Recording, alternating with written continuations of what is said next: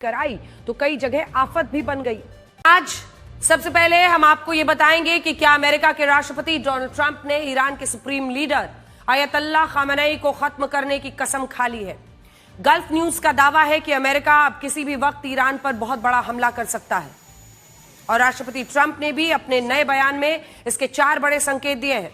राष्ट्रपति ट्रंप ने कहा है कि अमेरिका की एक बड़ी सेना ईरान की तरफ बढ़ रही है, खुद कहा है उन्होंने डावोस से निकलते वक्त। दूसरा, अमेरिका ईरान पर बहुत करीब से नजर रख रहा है। तीसरा, अमेरिका का एक बहुत बड़ा जंगी बेड़ा ईरान के पास पहुंचने वाला है। और चौथी बात उन्होंने ये कही है कि अगर ईरान के सुप्रीम लीडर अयतुल्लाह खामेनेई अपने विरोधियों को फांसी देना जारी रखते हैं तो ईरान पर इस बार इतना बड़ा हमला किया जाएगा कि इसके सामने पिछले साल हुआ हमला बहुत छोटा लगेगा। सुनिए। Where do things stand with Iran? The U.S. has got sizable military assets. You know, we have a lot of ships going that direction, just in case. We have a big flotilla. आप जानते हैं हमने एहतियात के तौर पर कई जहाज उस दिशा में भेजे हैं। एक बड़ा बेड़ा वहां जा रहा है। अब देखते हैं आगे क्या होता है। हमारी एक बड़ी सैन्य ताकत ईरान की तरफ बढ़ रही है। मैं नहीं चाहता कि कुछ भी बुरा हो, लेकिन हम उन पर बहुत नजदीकी से नजर रखे हुए हैं। मैंने गुरुवार को 837 लोगों को फांसी दिए जाने से रुकवा दिया। अगर ऐसा होता तो वो सब मर जाते। ये 1000 साल पुराने जमाने जैसी बात है। ये एक प्राचीन संस्कृति जैसा है। हालांकि लोग बहुत समझदार हैं। उन 837 लोगों में ज्यादातर युवा पुरुष थे जिन्हें गुरुवार को फांसी दी जानी थी। मैंने कहा, अगर तुमने इन्हें फांसी दी तो तुम्हें पहले से कहीं ज्यादा जोरदार जवाब मिलेगा। ईरान के परमाणु ठिकानों पर किया गया हमला इससे कहीं छोटा लगेगा। ऐसी कोई घटना होती उससे 1 घंटे पहले मैंने इसे रुकवा दिया। उन्होंने इसको टाला नहीं बल्कि पूरी तरह रद्द कर दिया। ये एक अच्छा संकेत था। लेकिन हमारे पास एक बहुत बड़ा बेड़ा है। एक विशाल नौसैनिक ताकत उस दिशा में जा रही है। हो सकता है हमें इसका इस्तेमाल ना करना पड़े। देखते हैं क्या होता है। So that was a good sign. But we have an armada. We have a massive fleet heading in that direction, and maybe we won't have to use it. We'll see.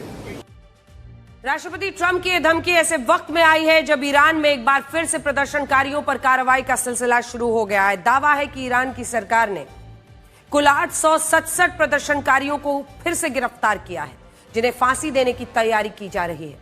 America के एक बड़े news channel news nation ने अपनी report में दावा किया है कि ईरान ने अमेरिका की सभी धमकियों को नजरअंदाज करते हुए एक प्रदर्शनकारी को, जिनकी तस्वीर हम आपको इस वक्त दिखा रहे हैं, न्यूज रिपोर्ट्स के मुताबिक एक प्रदर्शनकारी को 22 फरवरी को यानी बीते दिन फांसी पर लटका दिया। और इस प्रदर्शनकारी का नाम था अली रहबर। 33 साल के अली रहबर को 10 दिन पहले मशहद शहर से उस वक्त गिरफ्तार किया गया था जब वो अयतुल्लाह खामेनेई के खिलाफ शुरू हुए विद्रोह का नेतृत्व कर रहा था। और 2 दिन पहले पश्चिमी मीडिया ने यह दावा किया था कि ईरान की सरकार बहुत जल्दी ही अली रहबर को रिहा कर सकती है, लेकिन ऐसा हुआ नहीं। और ईरान का लोकल मीडिया खुद बता रहा है कि अली रहबर को फांसी दी जा चुकी है। यह सब भी तब जब यह प्रदर्शनकारी ईरान के उसी मशहद शहर का रहने वाला था जहां अयतुल्लाह खामेनेई का जन्म हुआ था। इस फांसी से 2 बातें स्पष्ट हैं। पहली बात यह कि ईरान अमेरिका के सामने झुकने को तैयार नहीं है। अल खामेनेई डोनाल्ड ट्रंप के सामने झुकने को तैयार नहीं है। ईरान की सेना ने अमेरिका को धमकी दी है कि अगर अमेरिका ने कुछ किया तो उसकी सेना ने अपनी उंगलियां भी ट्रिगर पर रखी हुई है। और दूसरा, इस तनाव के बीच ईरान के supreme leader Ayatollah Khamenei underground हो गए हैं। और इसके पीछे एक बड़ा कारण यह है कि अयतुल्लाह खामेनेई को डर है कि जिस तरह अमेरिका ने वेनेजुएला के राष्ट्रपति निकोलस मादुरो को गिरफ्तार किया, ठीक उसी तरह अमेरिका की सेना उन्हें भी गिरफ्तार करके अपने देश ले जा सकती है। और इस तरह की बेइज्जती खामेनेई कभी होने नहीं देंगे, ना ईरान की सेना, क्योंकि उन्हें डर लग रहा है कि ऐसा ना हो कि कहीं मादुरो की तरह खामेनेई को उठाकर ले जाएं और उन पर मुकदमा चलाना शुरू कर दें। सबसे पहले आप ये देखिए कि अमेरिका का सबसे खतरनाक aircraft carrier Abraham Lincoln CVN-72 पूरे 7 दिनों के बाद दक्षिण चीन सागर से अरब सागर में प्रवेश कर चुका है। ये देखिए, ये हम आपको उसका पूरा रूट दिखा रहे हैं, कैसे ये दक्षिण चीन सागर से होता हुआ, ये है, इसको ट्रैक कर दीजिए, ये होता हुआ ये अरब सागर में बिल्कुल ईरान के पास पहुंच चुका है।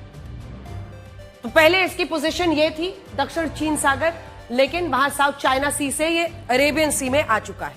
अरब सागर में इसके पहुंचने का मतलब यह है कि अब ईरान सीधे उसके रेंज में आ गया है। इस एयरक्राफ्ट कैरियर का डेक 4.5 एकड़ में फैला है, जिन पर 90 से ज्यादा लड़ाकू विमान तैनात हैं। इसमें परमाणु हमला किया जा सकता है और इस पर 6000, जूम इन कर लीजिए, ये जो हम आपको दिखा रहे हैं एब्राहम लिंकन, ये एयरक्राफ्ट कैरियर है अमेरिका का। इसमें परमाणु हमला भी इससे किया जा सकता है और ये ईरान के कितने करीब आ चुका है वो भी आप थोड़ा सा जूम आउट करके दिखा दीजिए। ईरान को भी मैप में रखिए, थोड़ा सा टिल्ट अप कीजिए, तब आप ईरान और इस कैरियर को एक साथ दिखा पाएंगे।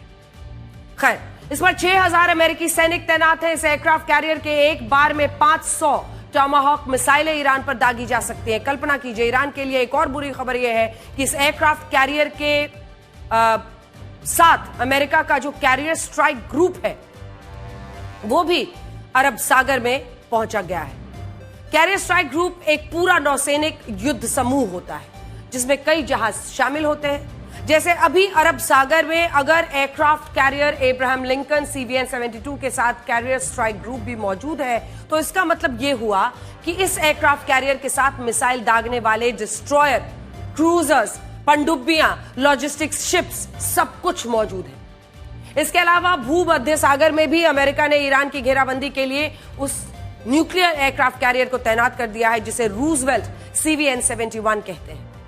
ये एयरक्राफ्ट देखिए, जूम इन करके दिखाइए, भूमध्य सागर में जो हम आपको ये इस वक्त दिखा रहे हैं, तो इसमें सिर्फ भी आप समझ सकते हैं कि ईरान के ये कितना करीब है। रूजवेल्ट CVN-71 तैनात है, न्यूक्लियर एयरक्राफ्ट कैरियर है, 70 से 90 लड़ाकू विमान इस पर तैनात। और इन्हीं की जिक्र कर रहे थे डोनाल्ड ट्रंप जब वो कह रहे थे कि हमारे कुछ शिप वहां पहुंच गए हैं। देखिए, अरब सागर और भूमध्य सागर के बाद अब आप फारस की खाड़ी में आइए, तीसरी तरफ जिधर से घेरने की कोशिश हो रही है अमेरिका की तरफ से। ईरान यहां पर है और ये नीचे फारस की खाड़ी आप देख रहे हैं। परमाणु पनडुब्बी यहां पर है, 154 टॉमहॉक क्रूज मिसाइल्स दागने में सक्षम है ये पनडुब्बी, जिसकी तस्वीर भी अब हमने आपको दिखा दी है। ये फारस की खाड़ी, ईरान के बिल्कुल नीचे जो ये जगह है वो आप देख रहे हैं। इधर अरब सागर में हमने आपको दिखा दिया कि एब्राहम लिंकन एयरक्राफ्ट कैरियर है, उधर हमने आपको दिखा दिया कि कैसे वहां पर तैनाती है। और ये बिल्कुल नीचे ईरान के जो फारस की खाड़ी है, पनडुब्बी को तैनात किया है जिसका नाम है जॉर्जिया SSGN-729। इस परमाणु पनडुब्बी से न सिर्फ ईरान की निगरानी की जा सकती है बल्कि जरूरत पड़ने पर इससे 154 टॉमाहॉक क्रूज मिसाइल्स को दागा जा सकता है। और ईरान की यह घेराबंदी यहीं खत्म नहीं होती। अगर आज अमेरिका ईरान पर हमला करने का फैसला करता है तो उसके पास कम से कम 1000 मिसाइलें होंगी, ईरान के आसपास 250 से ज्यादा लड़ाकू विमान होंगे, 13 से ज्यादा पनडुब्बियां होंगी, 7 युद्धपोत होंगे, 2 एयरक्राफ्ट कैरियर्स होंगे। इस तरह की तैयारी के साथ एक एक करके शुरुआत कीजिए, वहां से जूम इन कीजिए। 1000 मिसाइलें होना अमेरिका के पास, इसी के साथ साथ 250 से ज्यादा एयर फाइटर जेट्स उनके पास वहां पर, 13 से ज्यादा सबमरीन्स, पनडुब्बियां, युद्धपोत 7 युद्धपोत, यानी उन पर कितने सारे एयरक्राफ्ट कैरियर्स भी आप देखिए कितने हैं, 2, जिनसे ये तमाम जो फाइटर जेट्स उस पर पार्क्ड थे और वो सब उड़ान भर सकते हैं। आप इन सैटेलाइट तस्वीरों को भी देखिए जो जॉर्डन के मफराक अल सुल्तान एयरबेस से आई है। इस एयरबेस में अमेरिका ने अपने लड़ाकू विमानों की तैनाती बढ़ा दी है। हम पहले के मुकाबले अब की तैनाती आपको दिखाने वाले हैं, ये देखिए। और दावा है कि 12 से ज्यादा F-15 ईगल लड़ाकू विमान अब तैनात है। यहां से ईरान की सीमा जानते हैं कितने किलोमीटर दूर है? 900 किलोमीटर, मात्र 900 किलोमीटर।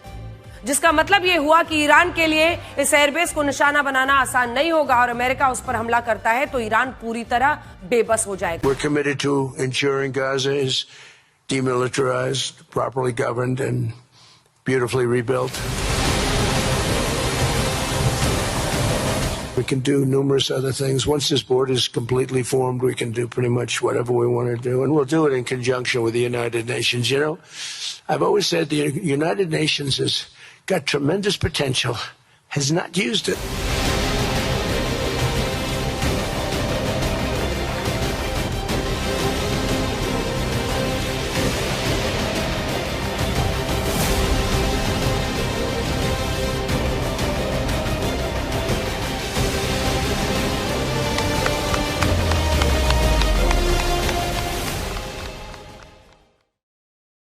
राष्ट्रपति ट्रंप का कहना है कि ये बोर्ड ऑफ पीस पहले गाजा में शांति के लिए काम करेगा, बाद में इसका विस्तार दुनिया में शांति लाने के लिए होगा। बड़ी बात यह है कि इस बोर्ड ऑफ पीस में शांति लाने की भी एक कीमत होगी। शांति के नाम पर बनने वाले इस बोर्ड की सदस्यता देने के लिए हर देश को देना है लगभग 9,000 करोड़ रुपए।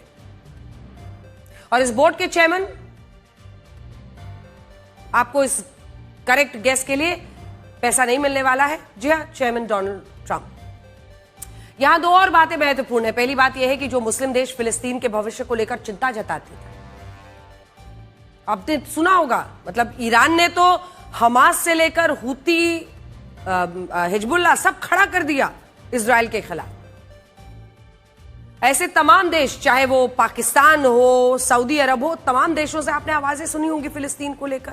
उन्हीं मुस्लिम देशों ने राष्ट्रपति ट्रंप के गाजा प्लान को स्वीकार कर लिया, बोर्ड ऑफ पीस का सदस्य बन गए, जिसमें इजराइल भी शामिल है। आप खुद सोचिए, ये मुस्लिम देश इजराइल को मान्यता तक तो देते नहीं, लेकिन गाजा में शांति के नाम पर ट्रंप जो योजना लेकर आए हैं, मतलब ट्रंप की जी हजूरी से इतनी मोहब्बत कि वो इसमें शामिल हो गए। इस संगठन में इजराइल भी है, और ऐसा इसलिए हुआ क्योंकि ये मुस्लिम देश राष्ट्रपति ट्रंप को ना नहीं कह सकते, ना इसलिए नहीं कह सकते क्योंकि इन देशों को सुरक्षा की गारंटी, आर्थिक मदद अमेरिका से मिलती है। उदाहरण के लिए आप पाकिस्तान को देखिए, जिसके बूट पॉलिश प्रधानमंत्री शहबाज शरीफ बोर्ड ऑफ पीस के इस कार्यक्रम में शामिल हुए। उन्होंने राष्ट्रपति ट्रंप के साथ गाजा में शांति लाने के प्रस्ताव पर हस्ताक्षर भी किए हैं, जबकि पाकिस्तान इजराइल को एक राष्ट्र के रूप में आज भी मान्यता नहीं देता। इतने खुश लग रहे हैं शहबाज शरीफ डोनाल्ड ट्रंप के बगल में बैठकर। लेकिन इसके बावजूद आज इजराइल और अमेरिका गाजा में जैसा चाहते हैं वैसा पाकिस्तान को करना होगा। पाकिस्तान के सेना प्रमुख जनरल मुनीर ने व्हाइट हाउस में राष्ट्रपति ट्रंप के साथ जो लंच किया था, अब उस लंच का बिल भरने का समय आ गया है। और पता है वो बिल क्या है? वो बिल ये है कि गाजा में शांति की स्थापना के लिए अगर पाकिस्तान को अपनी सेना वहां भेजनी पड़े तो पाकिस्तान इससे इनकार नहीं करता। और इस तरह फिलिस्तीन का मुद्दा उठाने वाला पाकिस्तान फिलिस्तीन के मुसलमानों के खिलाफ ही गाजा में अपने सैनिकों को भेजेगा। और ये हम नहीं कह रहे, बल्कि ये बात पाकिस्तान के रक्षा मंत्री ख्वाजा आसिफ ने कही है। एक टेलीविजन इंटरव्यू में कहा है कि पाकिस्तान को गाजा में अपनी सेना भेजनी भी पड़ी तो इसमें कुछ गलत नहीं होगा, और पाकिस्तान बोर्ड ऑफ पीस से दूर रहकर कुछ हासिल नहीं कर पाता, इसलिए वो इसमें शामिल हो रहा है। प्रधानमंत्री शहबाज शरीफ ने राष्ट्रपति ट्रंप के साथ अच्छी अच्छी तस्वीरें तो खिंचवा ली हैं। आपने उनके रक्षा मंत्री को भी सुन लिया कि कैसे वो जाकर फिलिस्तीन में फिलिस्तीनियों के ही खिलाफ अपनी सेना को खड़ा करने को तैयार है। इधर शहबाज शरीफ ट्रंप के साथ फोटो खिंचवा रहे हैं, लेकिन यहां बड़ा सवाल यह है कि वो बोर्ड ऑफ पीस के लिए 9,000 करोड़ रुपए लाएंगे कहां से? ये पैसा पाकिस्तान के 6,62,000 लोगों की सालाना आय के बराबर है। और हाल ही में इतना ही पैसा पाकिस्तान ने IMF से लोन के रूप में मांगा था। इसीलिए आज बहुत सारे लोग पाकिस्तान की हालत पर हंस रहे। कल जब बोर्ड ऑफ पीस का ऐलान हुआ तब राष्ट्रपति ट्रंप के दामाद जैरेड कुशनर भी मंच पर मौजूद थे। उन्होंने पूरी दुनिया को बताया कि अमेरिका कैसे गाजा का सूरत हाल बदलने वाला है। उन्होंने कहा कि गाजा को एक मास्टर प्लान के तहत विकसित किया जाएगा, जहां राफा, खान यूनिस और गाजा जैसे शहरों को स्मार्ट सिटी में बदला जाएगा, और वहां 1 लाख से अधिक नए घर, 200 शिक्षा केंद्र, 180 से ज्यादा व्यावसायिक केंद्र, समुद्र के पास 170 विशाल टावर्स बनाए जाएंगे, और इन सब पर 2,30,000 करोड़ रुपए खर्च होंगे। सोचने वाली बात यह है कि जैरेड कुशनर का गाजा से कोई लेना देना नहीं, लेकिन इसके बावजूद वो इस कार्यक्रम में आकर गाजा में होने वाले विकास की जानकारी देते हैं। और यह भी तब होता है जब सब जानते हैं कि जैरेड कुशनर एक रियल एस्टेट डेवलपर है। सोचिए, एक real estate developer Donald Trump का दामाद गाजा में नई बिल्डिंग बनाने की बात कर रहा है, तो वो शांति लाना चाहता है या शांति के नाम पर पैसा छापना चाहता है? Going forward, number one thing is going to be security. Obviously, we've been working very closely with the Israelis to figure out a way through de-escalation. And the next phase is working with Hamas on demilitarization, which I'll talk about in a second. But without security, nobody's going to make investments. Nobody's going to come, build there. We need investments in order to start giving jobs. We want to use free market economy principles. A lot of what President Trump spoke about that he's doing in America, we want to bring the same mindset and the same approach to a place like Gaza to give these people the ability to thrive and have a good life. वैसे Jared Kushner हर जगह होते हैं।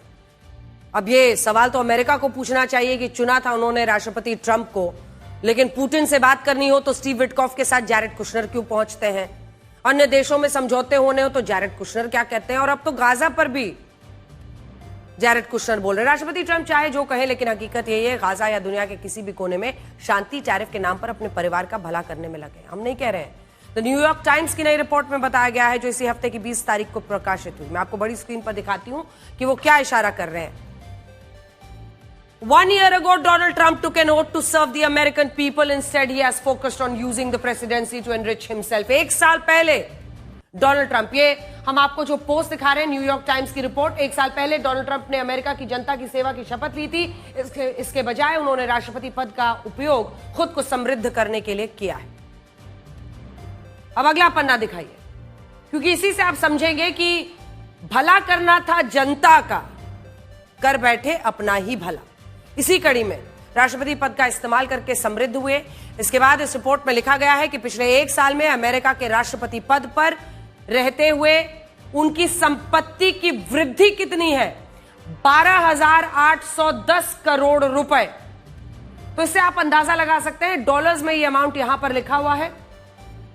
Dollar, अब कितने शून्य इसको आप गिनते रहिए, लेकिन रुपए में आपको समझाते हैं तो समझ में आएगा। 12,810 करोड़ रुपए, 1.4 बिलियन डॉलर्स, यानी 12,810 करोड़ रुपए। यानी राष्ट्रपति रहते हुए डोनाल्ड ट्रंप ने पिछले 1 साल में हर दिन औसतन कितने पैसे कमाए? 35 करोड़ रुपए कमाए। जबकि अमेरिका के राष्ट्रपति की पूरे साल की आमदनी 5 करोड़ 22 लाख होती है।